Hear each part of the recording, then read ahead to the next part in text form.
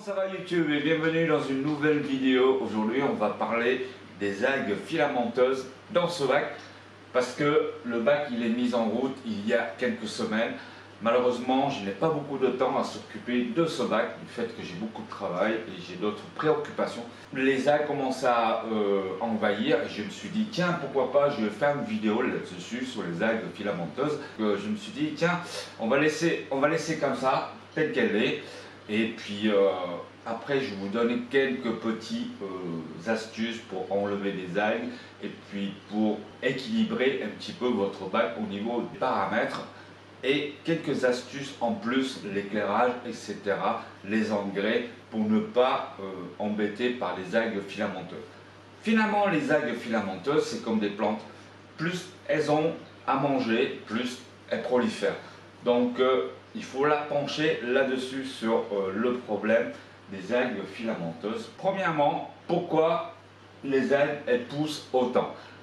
Soit votre bac il est neuf, d'ailleurs c'est le cas d'ici, donc il faut faire des gros changements d'eau au départ pour éliminer tout ce qui est dans le sol technique et pour ne pas avoir trop de NO3 ou de PO4 pour équilibrer un petit peu. C'est pour ça qu'on préconise dès le départ, on fait des changements d'eau, beaucoup de changements d'eau. Personnellement, sur les autres bacs, je le fais, ça dépend les bacs, hein. Si le bac il est super beau, que ça me plaît, je fais des changements d'eau 50% tous les 3 jours dès les premiers mois. Donc c'est vachement contraint. Donc si vous n'êtes pas capable de gérer ces genres de situations au niveau des NO3 ou de PO4, à ce moment-là, il faut partir avec beaucoup de plantes faciles, des plantes qui poussent très rapidement, pour faire concurrencer au niveau des algues. Parce que les algues, qu'est-ce qu'elles font? Elles profitent tout ce qui est dans le bac, c'est-à-dire les nourritures en trop, après ça transforme en NO3. Donc ces algues-là, elles vont pomper au niveau des NO3 et puis elle va se développer. Un bac qui a des algues filamenteuses, ça ne veut pas dire que c'est un mauvais bac. C'est un bac qui est en bonne santé puisque les plantes elles poussent et que les algues elles sont là pour pousser aussi vite que les plantes. C'est pour ça qu'on préconise aussi souvent avoir beaucoup de plantes à pousse rapide pour contrer tous ces algues. Ça c'est un des premiers facteurs. Le deuxième facteur c'est l'éclairage. Alors au début, personnellement je mets toujours à 50% des rampes LED, puisque maintenant on trouve des rampes LED super puissants. Il faut travailler là-dessus et de trouver un bon petit réglage dès le début, pas trop éclairé, c'est-à-dire 50% ou voire 40% sur 6 heures, 7 heures, mais pas plus. Après, vous pouvez monter jusqu'à 10 heures maximum, allez, on va dire 10 heures, mais il ne faut pas dépasser les 10 heures, 11 heures, 12 heures, parce que sinon après ça fait trop. Les rampes LED, c'est super puissant. Après, il y a un autre facteur qui vient en compte. Il faut savoir ce que vous voulez dans votre bac aquascaping. Si vous voulez des plantes faciles, il suffit d'avoir 0,5 watts par litre au niveau de votre rampe éclairage. Après, si vous avez des plantes qui est super difficiles, à ce moment-là, vous pouvez monter jusqu'à 1 watt par litre. Donc en tout cas, moi j'ai une rampe WRGB2, c'est quand même une rampe super puissante.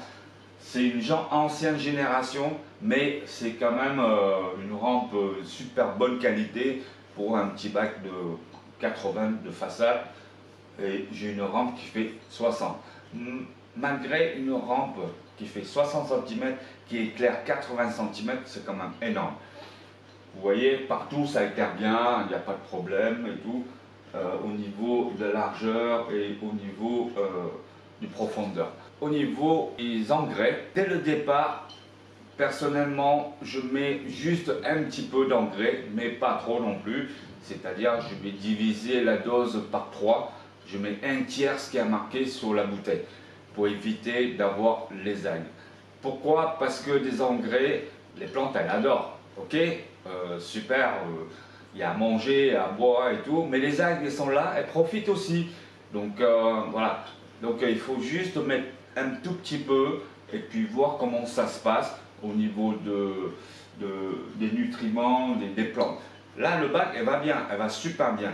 Mais il y a quelque chose à corriger, je pense, au niveau de NO3 et PO4. Donc sur ce point-là, je vais tester mon eau pour voir s'il n'y en a pas un petit peu trop de NO3 ou trop de PO4.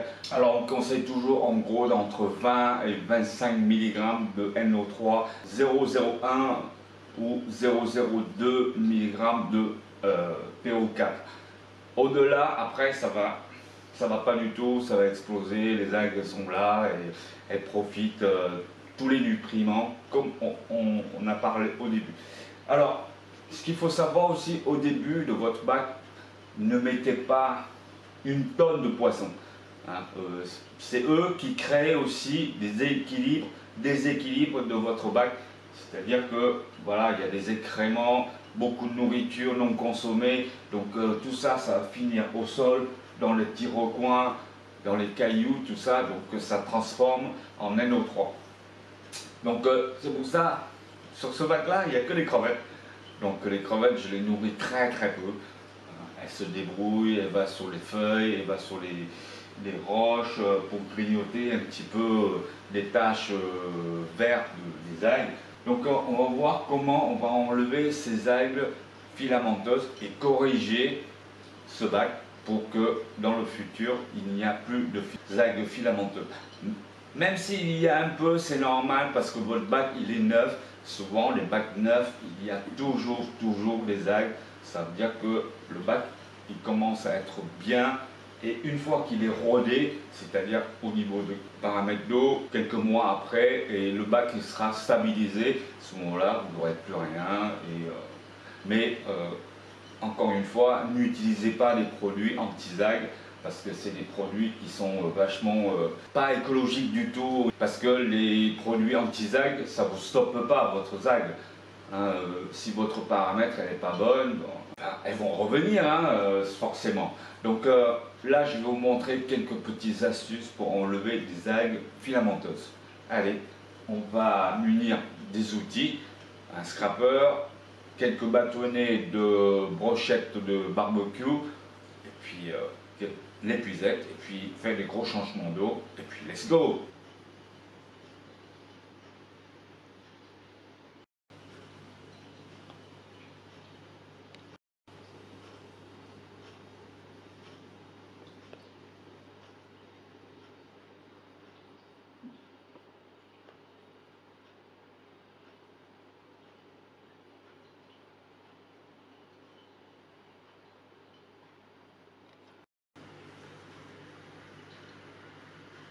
Un bâtonnet. Alors là, ce que je vais faire, je vais enrouler. Ça s'enlève très très facilement les algues filamenteuses. C'est pas les pires en fait. Voilà. Voilà, il suffit enrouler et enlever tout ce qui est autour. Par exemple, des mousses, des ficcidènes. Là, pareil. Voilà, ça s'enlève super facilement.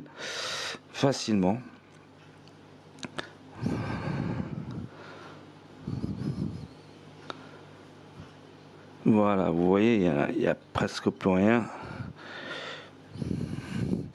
Contrairement des algues noires ou des algues bruns, c'est plus compliqué.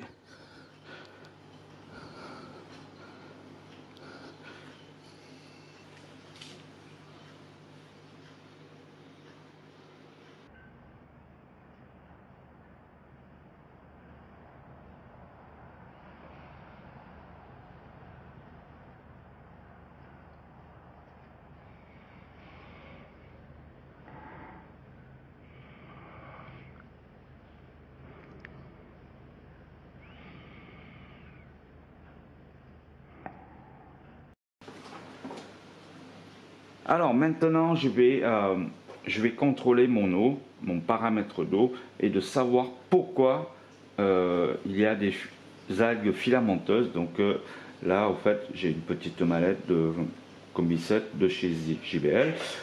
Donc on va faire un petit contrôle là-dessus. Et voilà les amis, le test, je l'ai fait. Le NO3, j'en ai un. J'en ai un ici, c'est couleur ici, hein, jaune clair. Donc un de NO3 et le PO4. Le PO4, je suis à 0, c'est transparent, donc il n'y a pas de couleur bleue. Donc ici j'ai 0 et ici j'ai 1. Alors ça veut dire quoi concrètement? Généralement il faut 1 de NO3 pour avoir 10 de PO4 pour être équilibre, pour équilibrer le bac. Mais ici, comme j'ai 0, ici j'ai 1 de NO3, il faut que je mette pas mal de plantes à pousse rapide pour diminuer ce taux de NO3, ou alors je fais des changements d'eau très réguliers pour diminuer encore le NO3. Voilà, après un bon petit changement d'eau, donc le bac il est propre, il est nickel. Alors surtout, n'hésitez pas quand vous faites un changement d'eau, essayez de aspirer avec une cloche légèrement le sol, ou dans les endroits où il y a pas mal de cailloux, tout ça, parce que c'est là qu'il y a beaucoup de déchets, des déchets des poissons, ou alors les nourritures inconsommées. D'ailleurs, sur une chaîne Grow, il a fait une espèce de pompette sur sa vidéo, une pompette pour pousser un petit peu les saletés vers le sol et pour pouvoir les aspirer. Donc allez voir cette petite vidéo, c'est très sympa de sa part de faire cette petite astuce là. Donc n'hésitez pas à aspirer tout ce qui est voilà, dans les recoins, tout ça, ça va faire diminuer vachement votre NO3. Donc c'est mon cas, parce que ça fait depuis la mise en route de ce bac, je fais juste des changements d'eau, mais je n'ai pas nettoyé en profondeur. C'est pour ça que le NO3 il est à 1. Donc là, cette fois-ci, j'ai un petit peu plus de temps, je vais pouvoir m'occuper de ce bac parce qu'il est très bien démarré ce bac. Donc j'adore, les plantes elles poussent bien, voilà, les plantes elles poussent pas mal. Derrière, il y a une tige de Rotala, il y a des tiges de Rotala Yaoye que je viens de planter et devient très rouge. Donc ça veut dire que ça pousse pas mal. Et derrière, je vous montrerai tout à l'heure les Caboba, des Bacopa White, et elles sont toujours blanches, donc c'est une merveille. Qu'est-ce qu'il y a d'autre? Bon voilà, on va laisser tranquille ce bac, et il n'y a que des crevettes, donc j'ai pas de poissons. C'est pour ça que j'évite dans les bacs aquascaping de mettre beaucoup de poissons, ou surtout des gros pollueurs, des gros poissons. Après, pour maintenir votre bac toujours nickel et propre, il y a plusieurs types de poissons ou d'escargots que vous pouvez introduire dedans pour nettoyer légèrement.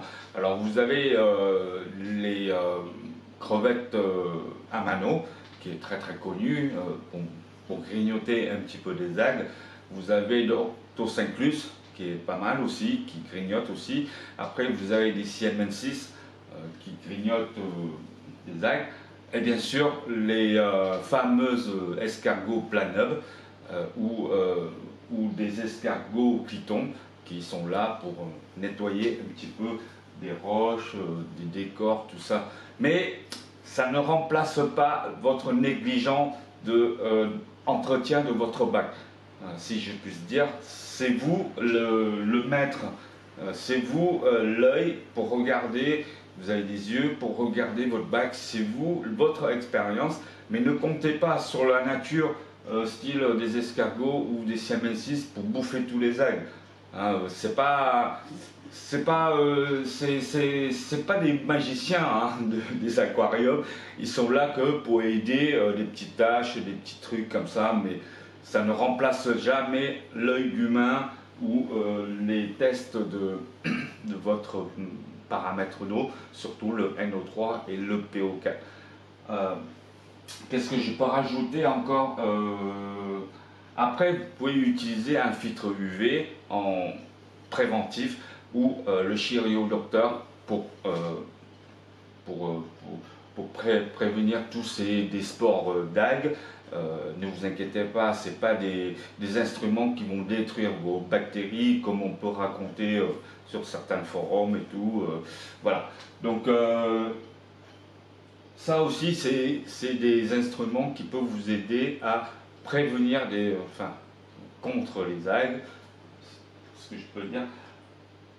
Après, voilà, il suffit aussi de faire des gros changements d'eau dès le départ et des changements d'eau assez fréquents tous les semaines, 30-40% ou 50%, ou comme vous voulez, toujours un petit peu plus, et avoir un bon filtre. Un bon filtre, ça aide beaucoup pour votre bac. Si votre filtre n'est pas assez puissant pour un bac aquascaping, il y a forcément un moment ou un autre, il y aura des algues. Et puis voilà, à vous de jouer. Et puis j'espère que la vidéo vous a plu. Et puis n'hésitez pas à commenter cette vidéo. Et puis si tu n'es pas encore abonné, abonne-toi. Et puis je vous dis à la prochaine. Ciao! I can feel you in my heart. You in my arms.